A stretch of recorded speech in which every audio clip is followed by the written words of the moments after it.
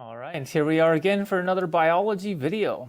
As you can see, this one is called Classical Genetics because today we're going to talk about the simplest versions of genetics and the basics of how you would attempt to tackle some genetics problems. Although this video is a lot about vocabulary today because we have to be able to talk about the problems first. Now, real quick, I want to remind you of where we were at. That we've been learning about genetics and specifically doing like the designer baby project, we kind of talked about how genetics and genetic technology is becoming more and more powerful, right? And so we are right here on the beginnings of a very new era of scientific information. Where you can get your DNA analyzed by various places. One you might not have heard of is this one that I found a whole website devoted to genes and soccer, right? This is where you would take their DNA soccer test where you would like spit into this little tube and send them your DNA, and then they would look in your DNA and they would start to tell you whether you have certain genes that might lead you to be a better soccer player, or they might tell you how to give you suggestions on how you should exercise or ways that you should do weight training that theoretically are tailored to your genetics, right, to your particular genes. And that idea is really interesting and I think kind of awesome. However, this is all very new technology, and I don't know necessarily how much stock you can put into what these people at the soccer genomics are going to say, because this stuff is all very new. And can they really tell you the best way for you to be the best soccer player? Like, do they really? Can they? How sure can they be? And at the moment, that's not all that sure, right? We also talked about already about how you could control your baby's eye color.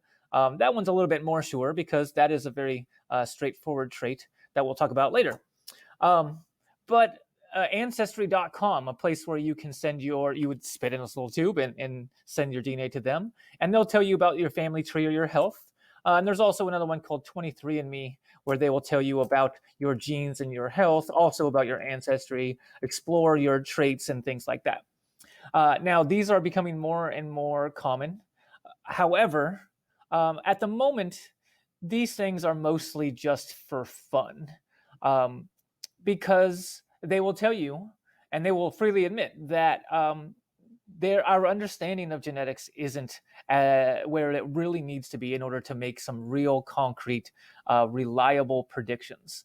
A lot of the things that they would tell you on ancestry.com or on 23andme will come with a big asterisk that says, hey, like, this is just a thing that we think just based on what we looked at in your DNA, and we can't actually be sure if that's true. And in addition to that, from groups that they keep their eyes on these kinds of corporations, they pointed out that they actually make a lot of mistakes, not just in that they're short on information, but literally when they look at your DNA, they make mistakes in just the sequencing part. And so they actually get the wrong data just by looking at your DNA. And then, of course, the wrong data leads to the wrong predictions. But this is the beginnings of a really interesting power of genetics. Now, the reason why it's so difficult is that most of our traits are these things called polygenic traits, that there are many, many, many genes that are controlling these aspects of your body or your personality or whatever they might be. And so we don't know all of the genes and how they all work together to make those traits. And again, that's part of what you were doing last semester in the designer baby research, was that you were trying to figure out just how complicated it is to control these traits. So we're not going to talk about those kind of traits during this unit or for a while now, because you can't learn a lot from that. It's too complicated. So we're going to stick for right now with these things called single gene traits that are controlled by only one gene, right? As single gene traits mean. So, for example, some of the ones that we've already kind of talked about last semester would be free earlobes versus attached earlobes, right? How big is this little flap on your ears? That's controlled by one gene. And we found out from the survey that most people have detached earlobes, about 50% compared to about 22%. Of course, it seems like some people didn't answer. Tongue rolling. Can you roll your tongue or not? This is controlled just by one particular gene. And we found out that most people can roll their tongue, right? A lot of people have the gene that will allow you to do that. And then there's the dimples versus no dimples. This is another one. And we saw that apparently more people have no dimples on their cheeks, although I find in my life that this is a little bit more, there's a lot of variety here, and that in other classes, it's not always the no dimples that wins out, that the dimples sometimes is more common. But this is the goal of genetics, is to explain how do these traits work, and then explain how come so many people have no dimples, or how come so many people can roll their tongue, right? This is all part of what we're going to talk about.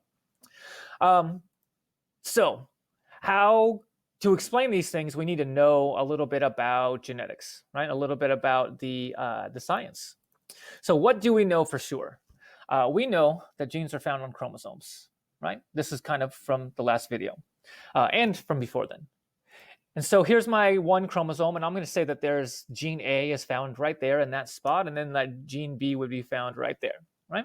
And so on this chromosome, there's a lot of genes. I'm only going to illustrate 2 of them. Now, we also know, especially from last video, that you have 2 of each of those chromosomes. You are diploid, right? Di means 2. Which means that you also have 2 copies of every gene. We know from the Human Genome Project that humans have about 20,000 genes, but actually you have 2 copies of those 20,000 genes. So on the one chromosome that has chromosome A and B, on the other chromosome, the homologous chromosome, there's also another A and another B, right? One of those came from your dad, one of those came from your mom, right? So this is kind of to go with the traditional thing, like here's the dad's version of A and the mom's version of A, and the dad's version of B and the mom's version of B, right? You have 2 of everything.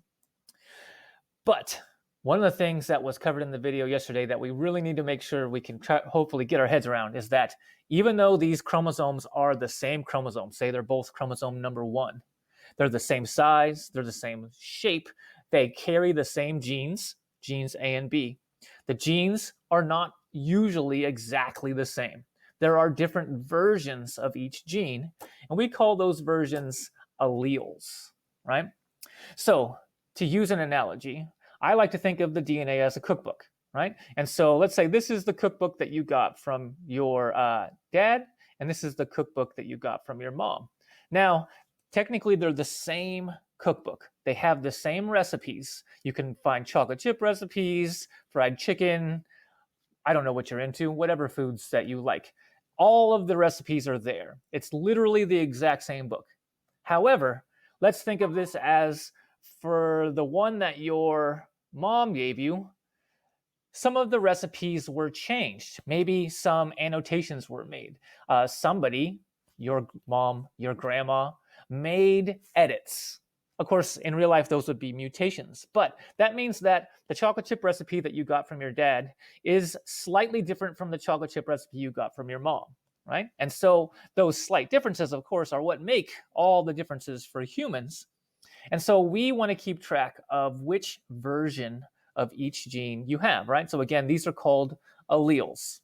Now, since you have 2 alleles for each, or 2 copies of every gene, this means that there's a couple different combinations. You could have 2 different versions, that your dad gave you a different version than your mom gave you.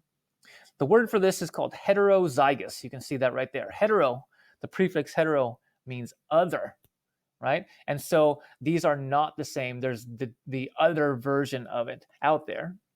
Or you could get 2 of the same, which would be called homozygous, right? And homo, of course, we know that prefix means same. So I use the A just to illustrate that you could have a big A or a little a. We illustrate the differences by having capital or lowercase letters. But you could have 2 capitals or 2 lowercases, or you could have one of each, right? And those are the only possibilities, right? There's only 2 letters, and usually, for our purposes, there's only 2 versions. So there's either big A or little a. You can have 2 big A's, you can have 2 little a's, or you can have a big A and a little a. Or of course, this works for all the genes, so you could also have 2 big B's, 2 little b's, a big and a little. But these words here are going to be super important, and that's why we're going to practice them pretty soon here, even within this video, right? Because when I'm telling you about these animals or individuals or people or organisms in these genetics problems, I need to tell you, hey, so-and-so is heterozygous, and that you need to know what that means, right? So heterozygous means two different letters. Homozygous means two of the same letter. And again, I don't mean letter like A versus B, I mean capital versus lowercase. Now, whether you are heterozygous or homozygous is an important thing for determining which traits you have. But, that wasn't supposed to show up already. We'll just leave that there and you'll see where I'm going for it, right? Now, I'm going to use a specific example of COVID immunity. This is something that we've been talking about for a while, right? I've told you already that the COVID virus is like this little ball and it has these little spike proteins on the outside, right? And because it's a spike, I'm going to actually draw it like a little spike, like a little triangle, right? And so on the outside of the virus, there's these shapes. Now, on the outside of your cells, there are also shapes, right? And if the shapes match so that the spike can go into the shape of your ACE2 receptor, then the virus will be able to infect you, right? So I'm going to call, this is the ACE2 gene, and even though in real life there's more than two, I'm going to give you two different versions. I'm going to call the big A, which I showed down here. Notice I had to change the letters a bit because I made it BA for ACE. The big A is the version, the allele, that produces the protein with the shape that matches the virus, right? So we could even make a picture here. That's the one that makes this shape out there, right? But there is another version out there that has a mutation. That's the allele that produces the shape that doesn't match, right? So in this case, I'll make it a square of some kind, right? So here's where the black thing at the bottom of the screen was supposed to show up. What we need to do in order to understand how this works is that we have to think about if somebody was heterozygous, would they be immune? Now, let me back up for just a second. Let's say, of course, if somebody has two big A's, they have all the receptors that are that shape, they're going to be not immune. They're going to be able to be infected. If somebody has two little A's, they would have no shapes that match, and they should be immune. But what about the person that has one of each? Imagine a cell that has one spike protein or one receptor protein that is the proper shape, and one that is not the proper shape. Would that person be immune to COVID? Now, since the shapes only have to match the COVID virus, even though this one doesn't work, this one does work, and so the virus should be able to infect you. So in this case, a person who is heterozygous would not be immune, right? Hopefully that makes sense. So this is where the capital and lowercase comes from. Now, I've been calling them capital A and lowercase a already because I knew which one they would be. But when we do that little thought experiment, if somebody was heterozygous, would they be immune? When we come out with whatever they would be, in this case it would be not immune, that means the not immune is the dominant allele. The big A covers up the little a when you have one of each, right? So if you have two big, those are C's, that was supposed to be A's, I messed it up. If you have two big A's, then you are not immune. If you have a big A and a little a, you are not immune because the big A covers up the little a, right? Now again, in this case, when there's the two big A's, there is no little a to cover. There's no question. It's only the heterozygous one where there's a question. And so the big A covers up the little a. That means that the little a is something called recessive. The only way to be immune is to have two little a's, right? Now, this is one of the most commonly misunderstood ideas because students think dominant means the same thing it means like in real life. And so they think that dominant means this is the one that you will get. This is the one your parent will give you. Or they'll think this is the one that everybody should have. But in this case, notice that dominant doesn't always mean good. In this case, dominant means that you are capable of being infected. It would be better to be recessive in this case. However, most people aren't because the recessive one is is a mutation, and the mutations are rare, right? So there's 3 different possibilities for what kinds of genes you can have. You can have 2 big A's, which would make you have, would mean you're susceptible to COVID. Doesn't mean you have COVID. A big A, little a means you could get COVID, but 2 little a's means you are immune. And here is something, just to remind you, that this is the cause and this is the effect, right? Your traits are completely determined by the genes that you have. And in this case, now we know it's determined by which versions of the gene that you were given when you were your egg was being fertilized. So all of this stuff was figured out by looking at patterns. And so patterns was another thing that I mentioned in the video the other day, that patterns help us to understand how genetics works. This guy named Gregor Mendel, who was a monk back in the 1800s, he was in charge of growing the garden at the monastery, and he was really interested in science. He did other science things besides just biology, but what he really did was he did a lot of experiments by mating pea plants together. Right? He took like the green peas and he mated them with the yellow peas or the white peas, and he tried to see what the babies would look like. And it's a little more complicated than that. But what's interesting is that he came up with these numbers here, right? Like to show that there is this pattern that happens. And so when he found the pattern, then he had to figure out, well, why does that pattern occur? And he was the first person to suggest what those things I just told you, that everybody has 2 copies of everything, and that you can only give one to your baby, and the baby will get one randomly. You don't get to choose which trait you give or which copy you give to your offspring, right? So it's amazing that he was able to do this without even really knowing what DNA was. And he, of course, I don't think he even had a microscope, honestly. He was just doing it by looking at patterns. And he said the only way to get these patterns is if this is true. And of course, we now know that it is true because we do have microscopes and other technology. But he really had insight. And although his insight was mathematical, one of the other big insights that he had, that he didn't really say it out loud, but he was the first one to understand it, is that there's a difference between the way you look and the genes that you have inside of you. So let's look at these peas here. One way to describe these peas is called the phenotype. And one way to remember this word phenotype is that phenotype means physical. So PH at the beginning, right? A physical description, which would also be a real life adjective that you would use. How could you describe these peas? Well, they are green, but they are also round, right? These are round peas, roundish. They're not completely round, right? But that is a physical description. I'm describing the way they look. This is the outside observation that you can make.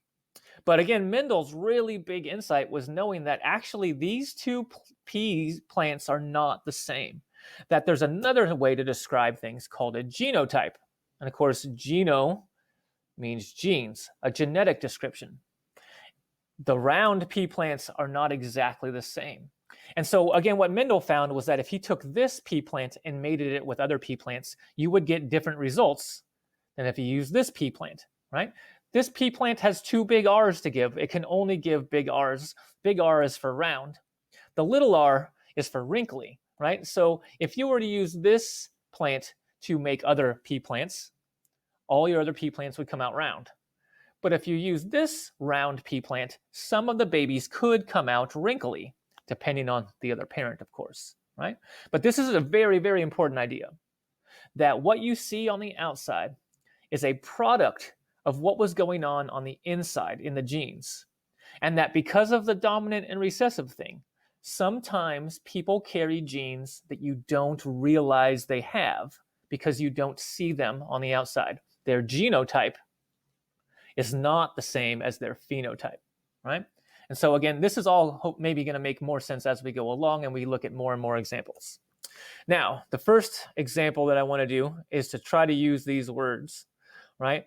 Here I have 9. That one came up. I already gave it away. I have 9 genotypes, right? And what I want to know is each of these genotypes homozygous dominant? We got to know what that word means, right? Homozygous means 2 are the same. Homozygous recessive, or heterozygous? Heterozygous means they're two different ones, right? So what about the big B, little b? That one has two different ones, so it is heterozygous. What about big F, big F? That has two capitals. Two of the same means homozygous. Two capitals means dominant, so homozygous dominant. Little t is homozygous recessive. Big G, homozygous dominant. Big R, little r, heterozygous. Notice, again, heterozygous doesn't have the word dominant or recessive attached to it because it has one of each. Heterozygous isn't dominant or recessive, it is heterozygous. Big Q, heterozygous. Big little n, homozygous recessive. Big Z, homozygous dominant, right? And so, again, hopefully after looking at these, this makes sense as to what that means. And we will get more examples of how to practice this very soon. Now, that's not the only ideas that we talked about. What is it? The difference between a phenotype and a genotype. The difference between dominant and recessive. Notice I'm not talking about letters. I want to know about the genes. What does it mean if a gene is dominant versus a gene or an allele being recessive? I should be saying allele, not gene. And then we kind of just did this, but homozygous versus heterozygous. Now, back to the idea of Gattaca of could you control this trait? It is a single gene trait, which means that theoretically you could manipulate this. If you really wanted to have a child who was immune to COVID, you could genetically engineer them to have two little a alleles. You would put them into the zygote, which is a fertilized egg, the very first cell of an organism. Now, of course, why would you pay a bunch of money to make them immune to a virus when by the time this all happened, the virus, we'd all have vaccines and it would probably be not a thing that we would worry about anymore. But again, the point is that you could do this for any single gene trait. If you know the gene, then you could insert that gene or the version of the gene that you want, right? And in this case, we're going to give them the two little A's. A couple questions though. Why would I put it into the very first cell of the individual rather than waiting till the baby was born, right? Why would I want to do that? Well, the gene needs to end up in every cell in the body, right? And so if you put it into the baby already has trillions of cells, and you would have to insert that into all of the cells. But if you put it into the very first cell, the one that grows into a baby, then it would make its way into all the cells because it would be like already there. Are there any other cells that you could insert the gene into? Rather than putting it into the zygote, into the very first cell of the baby, where else could you put the two little A's if you wanted to make sure that your baby got that gene? Now, babies come from eggs and sperm, so we could put it in the egg or the sperm. And then when you mix the egg and the sperm to make the zygote, then it would have the two little A's because you made sure that the mom's egg had a little A and you made sure that the dad's egg or sperm had a little A. But what if you can't do that, right? What if you don't have a way to genetically engineer your baby? How could you make sure that your kid came out to be immune to COVID? Or again, let's say you're not talking about COVID, that they have dimples or could roll their tongue or whatever those other silly single gene traits are, right? Well, this is a little weird to say it this way because people don't usually think of life this way. But if you want to have a baby that has a certain trait, then you need to find somebody who has that trait to be your mate, right? Like if you want to find somebody, if you want your kids to have blonde hair, then you probably want to marry somebody who has blonde hair because then your kid has a higher chance of having blonde hair, right? Now, hopefully you're not just going around picking your mates because of things like, oh, I want to make sure my kid has dimples or blonde hair, but I don't know what you're into. So the question then is, could you actually do this? Can we predict which of these couples would have a child who is immune to COVID, right? Let's say I had somebody who is normal. And again, normal's in quotation marks because I hate that word normal because people think the word normal means like good. And normal just means common. And of course, most people are susceptible to COVID. So that's the normal version of things. What if a normal person and an immune person had a baby? What if 2 immune people had a baby? Or what if 2 normals had a baby? Would that baby be immune? Now, before I have you answer this on the Google form, I want to remind you that immune means you have 2 little a's. Immune is recessive, so that is definitely something you should be thinking about. Now, we'll get to the answers of that on the next video. At this point, we need to practice some of these things. So you have this Google Slides worksheet. It's on the same assignment as the Edpuzzle here.